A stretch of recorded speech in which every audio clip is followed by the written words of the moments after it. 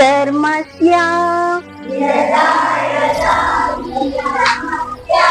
శ్లోకాన్ని చెప్పుకుంటున్నాం.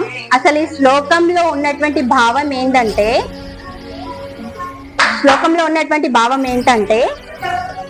ఏ కాలంలో ధర్మము మనకు హాని అంటే ఏ కాలంలో ధర్మమునకు హాని కలుగునో,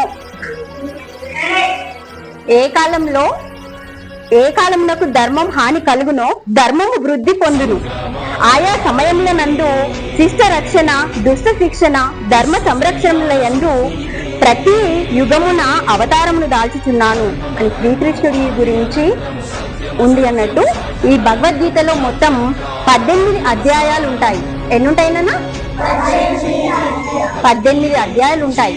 ఈ అధ్యాయాల్లో నుంచి ఒక శ్లోకాన్ని నేను పాడదలుచుకున్నాను. మీరు చక్కగా వినండి, నాతో పాటు మీరు అనండి.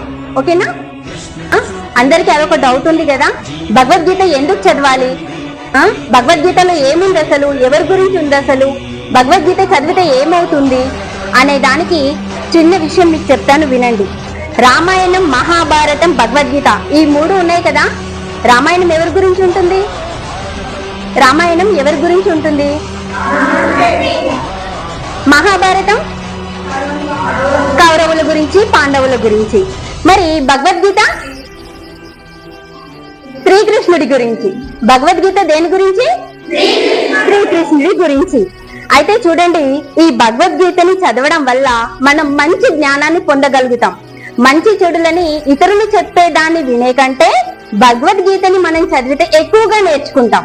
దాంట్లో శ్లోకాలు ఉంటాయి, 18 అధ్యాయాలు ఉంటాయి. ఈ అధ్యాయాల నుంచి శ్లోకాలు ఉంటాయి. ఒక్కో శ్లోకానికి ఒక్కొక్క అర్థం ఉంటుంది. అందులో నుంచి మంచి అనేది ఎక్కువగా నేర్చుకునేటువంటి చూడండి. ఈ భగవద్గీతలోని శ్లోకాలు మనకి మంచిని నేర్పిస్తాయని చెప్పాను కదా. అంటే మంచి దారిని కూడా చూపిస్తాయి. అందులో అమ్మ జన్మనిస్తుంది, నాన్న జీవితాన్ని ఇస్తాడు, స్నేహితుడు కష్ట సుఖాలని పంచుకొని సంతోషాన్ని ఇస్తాడు, బాధల్ని పంచుకుంటాడు. అయితే వీరెవ్వరూ ఇవ్వలేనిదే భగవద్గీత ఇస్తుంది. ఏమిస్తుంది?